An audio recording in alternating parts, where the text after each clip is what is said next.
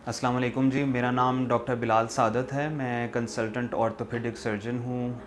I have graduated from services institute of medical sciences Lahore and उसके बाद से फिर मैंने अपनी ट्रेनिंग की है ऑर्थोपेडिक्स की और FCPS college of physicians and surgeons Pakistan से मैंने ट्रॉमा एंड ऑर्थोपेडिक्स के अंदर की हुई है.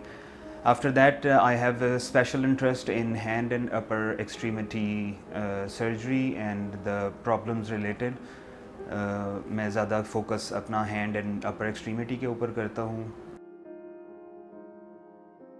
आर्थराइटिस एक बहुत कॉमन प्रॉब्लम है जो आम तौर पे आम पॉपुलेशन के अंदर हम जिसको जानते हैं कि जोड़ों में दर्द और मोस्ट कॉमनली घुटनों में दर्दों के साथ पेशेंट्स हमारे पास आते हैं. ये वो पेशेंट्स होते हैं जिनके अंदर ageing process of the joints, जिसको हम कहें कि वो जोड़ का जो जोड़ तोड़ का अमल होता है वो शुरू हो चुका होता है और उसकी बेसिस पे वो फिर जोड़ उनका ख़राब होना शुरू हो रहा होता है. 2-3 तरह के होते हैं जो ज़्यादा कॉमन है. वैसे तो काफ़ी ज़्यादा वैरायटीज़ हैं, काफ़ी ज़्यादा टाइप्स हैं इनकी आर्थराइटिस की. ऑस्टियोआर्थराइटिस और रूमेटॉइड आर्थराइटिस जो कि ज़्यादा कॉमन है. रूमेटॉइड जिसको हम आम तौर पे गैंटिए के नाम से जानते हैं और ऑस्टियोआर्थराइटिस जैसे कि मैंने पहले बताया वो बेसिकली जोड़ तोड़ का अमल जो जोड़ के अंदर शुरू हो गया होता है उसको वो करता है. ऑस्टियोआर्थराइटिस एज की वजह से भी होता है, फैमिली फैक्टर्स भी हैं. कुछ रेसेस और स्पेशली सेक्स जो है, जो फीमेल सेक्स है उसके अंदर ज़्यादा कॉमन है. तो ये कुछ इस तरह की प्रॉब्लम्स हैं जो कि जिसकी वजह से ये कॉमनली होते हैं. एक बड़ी वजह हमारी पॉपुलेशन के अंदर जिसको हम कहें वो एक वजह तो हमारी डाइट है, कैल्शियम और विटामिन डी का कम मिक़दार में होना उसकी वजह से. और दूसरी वजह ये है कि कुछ पॉपुलेशंस होती हैं जिस तरह यूजुअली हम लोगों के यहाँ सनलाइट एक्सपोजर उस तरह से नहीं है जो होना चाहिए. अब सनलाइट एक्सपोजर हम तो यही यहाँ पे यही समझते हैं कि इतनी धूप लगती है और इतनी गर्मी होती है, वो that is not the sunlight that is required. तो वो उस वजह से फिर हमारे अंदर विटामिन डी की भी कमी है. ये बेसिक वजूहात हैं जिनकी वजह से ऑस्टियोआर्थराइटिस हमारी पॉपुलेशन के अंदर कॉमन है और मज़ीद कॉमन होता जा रहा है. तो we focus on an orthopaedic surgeon focuses on the treatment in these cases.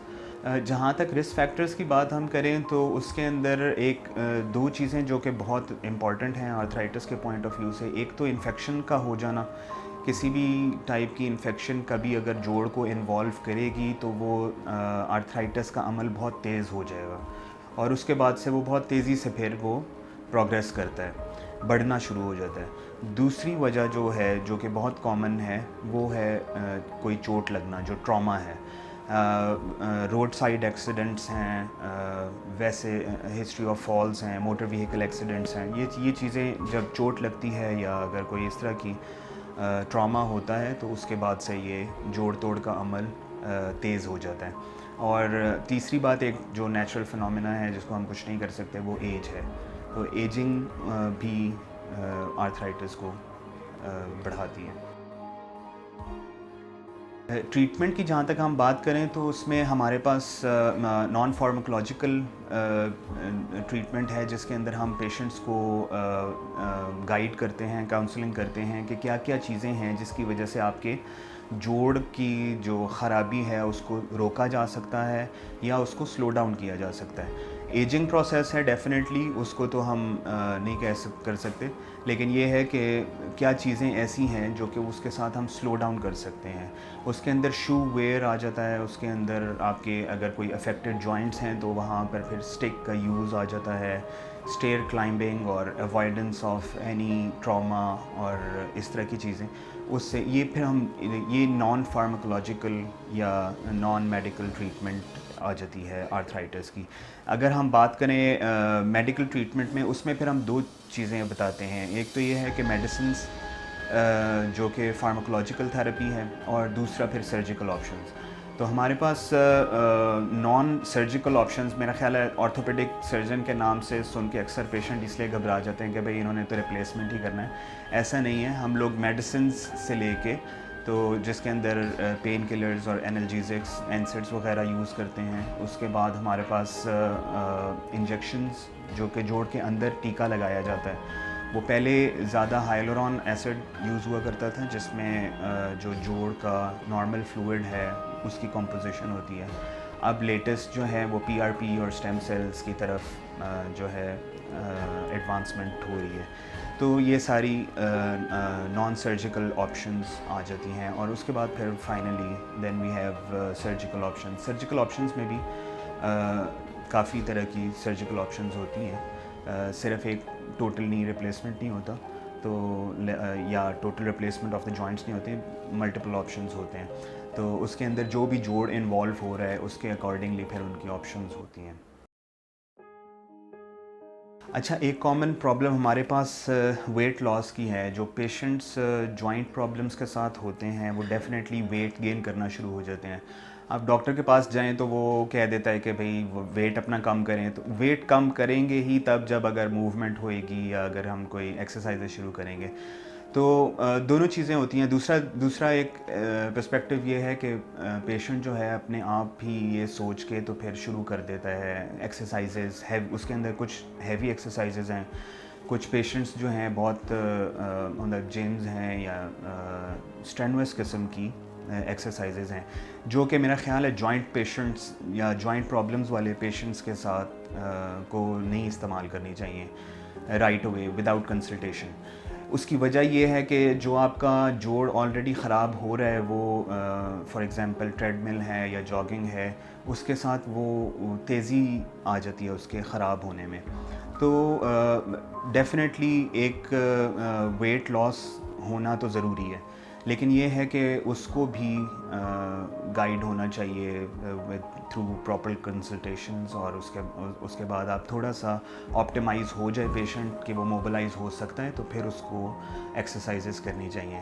یہ ایک عام تاثر ہے کہ بھئی فوراً جا کے جم جوائن کر لیا یا اس طرح کر کے, اور وہاں پہ بھی بہت اسٹرینوس قسم کی کچھ ایکسرسائزز یا کچھ اس طرح کے وہ ہیں, تو وہ پھر آپ کے جوڑ کو بجائے فائدہ دینے کے وہ تیزی سے خراب کرتے ہیں. اور پھر پیشنٹس ہمارے پاس اینڈ سٹیج پہ آ رہے ہوتے ہیں. اس طرح سے پھر آبویسلی آپشنز کم رہ جاتی ہیں.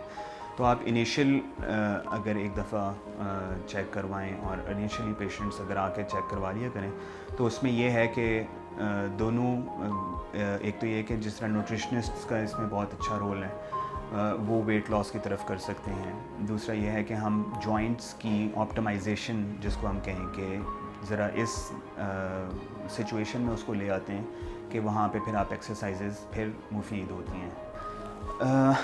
ہماری آج کل کی لائف سٹائل کافی اس طرح کی ہو گئی ہوئی ہے کہ ہماری ایکٹیویٹی بہت کم ہے, جس کی وجہ سے یہ آرتھرائٹس, جوائنٹ پینز, بون پینز, یہ پرابلمز ہمارے اندر کافی کامن ہوتی جا رہی ہیں. Younger ages are being involved, یعنی کہ پہلے تو بڑھاپے میں جا کے جو جوڑ خراب ہوا کرتا تھا وہ اب 30s 40s کے پیشنٹس اینڈ ایون ارلیئر آنا شروع ہو گئے ہیں. اس کی ایک بہت بڑی وجہ یہ ہے کہ لائف سٹائل ماڈیفیکیشن جو کہ ریکوائرڈ ہے ہمارے لیے, ڈیلی کی واک ہے اور اس طرح کر کے یہ چیزیں ہم اپنی لائف کے اندر لے کر آئیں گے تو ہماری لانگیویٹی یا جو ہماری اس کی عمر ہے جوڑوں کی اور ہڈیوں کی وہ بڑھ جائے گی.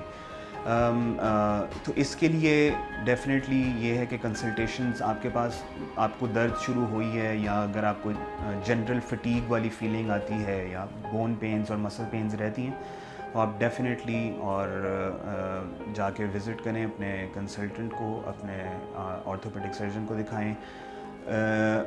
آرتھوپیڈک سرجن کے نام سے صرف یہ نہیں ہے کہ جوائنٹ ریپلیس ہوگا, بہت زیادہ آپشنز ہوتی ہیں اور جتنا ارلی آپ پریزنٹ کریں اتنی ہی آپ کی ٹریٹمنٹ آپشنز زیادہ ہوتی ہیں. بیسیکلی ہوتا یہی ہے کہ جیسے جیسے ڈیزیز ایڈوانس کر جاتی ہے تو پھر ٹریٹمنٹ آپشنز کم ہوتی چلی جاتی ہیں. تو earlier report to your consultant will give you a better health.